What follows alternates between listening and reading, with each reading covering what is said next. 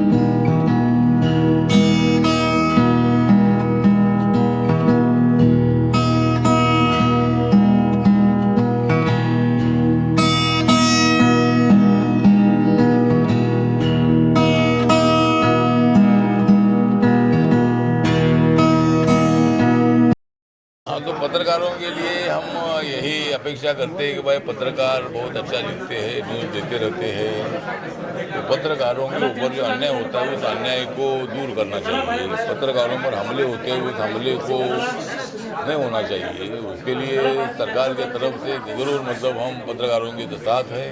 अगर उनको ऊपर अन्याय होता है तो उनको पूरी मदद करने की कोशिश हमारी रहेगी।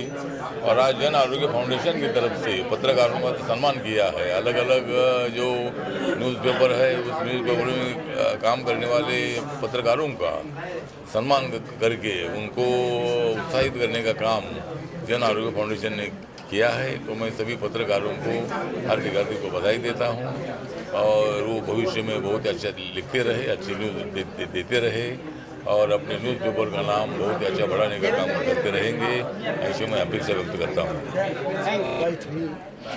About this special celebration for media, I think is media powerful for India, and he's doing great job for the community.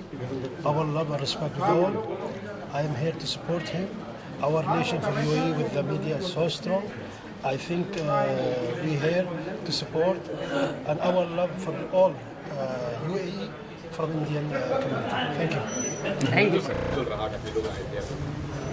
देखिए, सबसे बड़ा किसी कार्यक्रम की सफलता कितने लोगों का सम्मान किया, कितने लोग आए, इसका ये मायने रखता है। सफलता ये रखती है कि हमारे जो इस कार्यक्रम का लक्ष्य है, जो विचारधारा है इस कार्यक्रम के तहत, वो कितने लोगों को अंतस तक हुई, ये सबसे बड़ा मायने रखता है। और मुझे लगता है कि यहाँ पर आपने जिस तरह से देखा कि कितने लोग यहाँ पर आए और जिनने भावनाएं अपनी रखी और उन जो पत्रकारों का एक सम्मान यहाँ पर रखा और इसमें सभी लोगों ने अपना बढ़ चढ़ कर सहभागिता दी, ये बहुत बड़ी बात है। कैसे कल्पना आई कि चलो कल भी करते हैं, कास्टिंग भी आपने क्या है, कार्य किया आपने, कैसे कल्पना आई है कि चलो वापस करते हैं पत्रकार जो?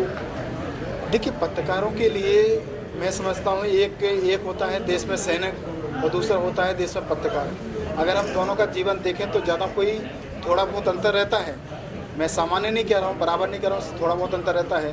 पर देश सैनिक होता है जो वो उसकी बॉर्डर की सेना सुरक्षा करता है और पत्रकार जो होता है वो समाज की सुरक्षा करता है और समाज की सुरक्षा करने का दायित्व अगर समाज सुरक्षित है तो हमारे देश में अनेक सैनिक और अनेक समाजसेवी उपस्थित होते रहेंगे। और इस सबसे बड़ी बात यह है कि इस कार्यक्रम के माध्यम से हमने जो पत्रकारों के लिए एक जो कार्यक्रम आयोजित किया है, आपने देखा किस तरह से हम पत्रकारों के लिए एक यहाँ पर इस तरह से हमारे इसमें सभी जन आरोग्य फाउंडेशन जो इस तरह का आयोजन करने के लिए पिछले 2 वर्षों से जाना जाता है और आगे भी इस तरह के आयोजन हम करते रहेंगे।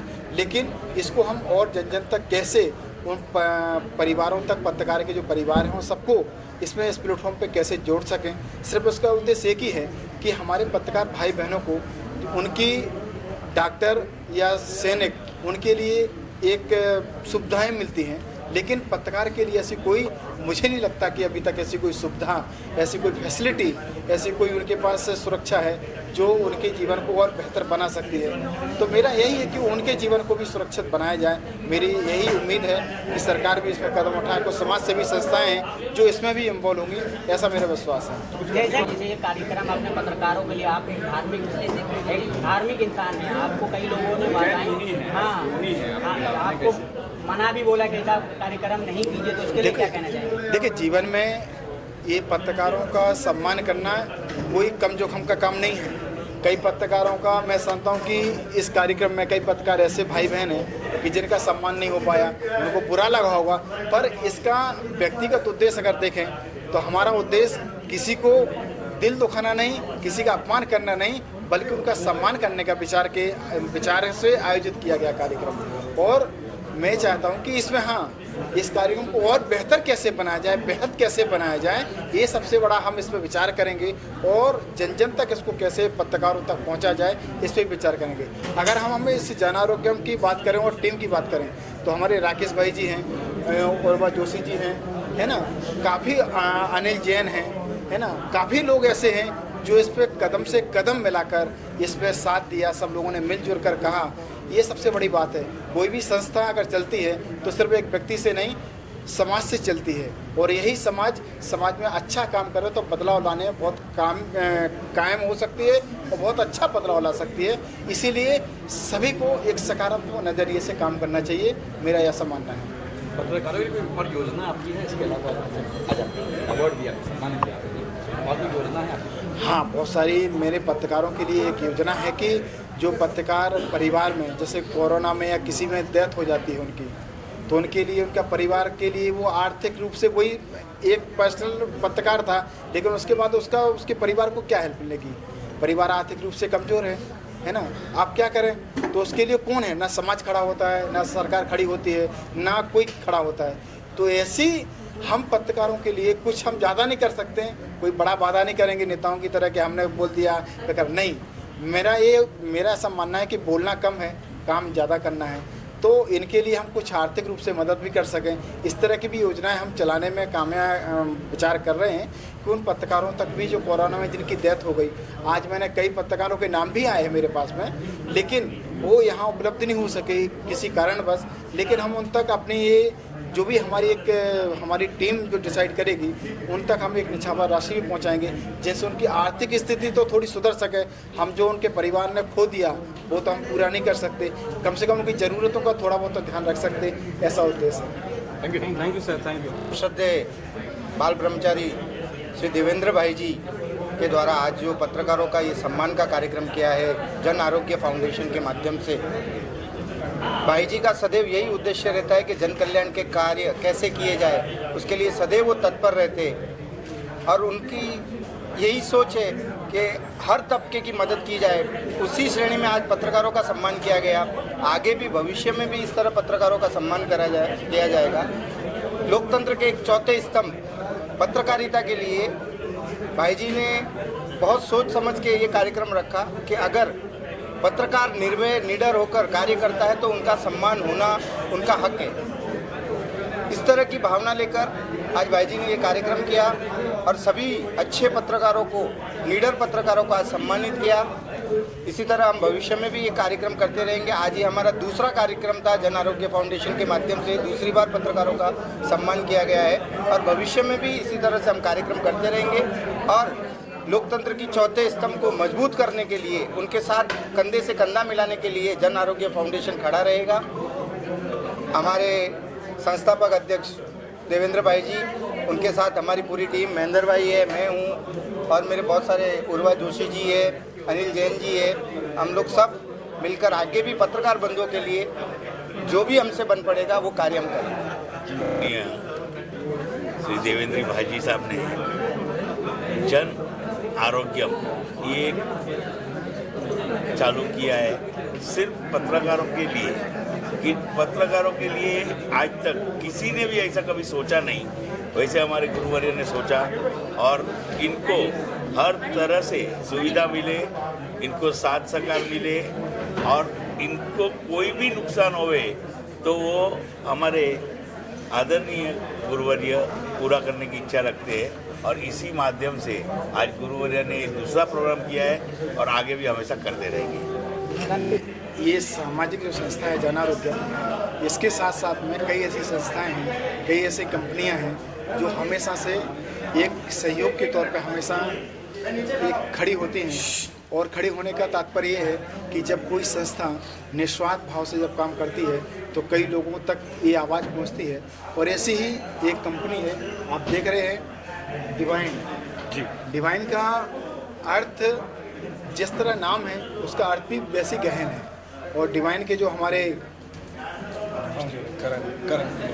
करण जी हैं, जो करण जी ने जिस तरह से पारस भाई ने बताया, पारस भाई हैं, इनकी पूरी टीम है, जिस तरह से इनने इतने कम समय में इस कंपनी को जो ऊंचाई दी है।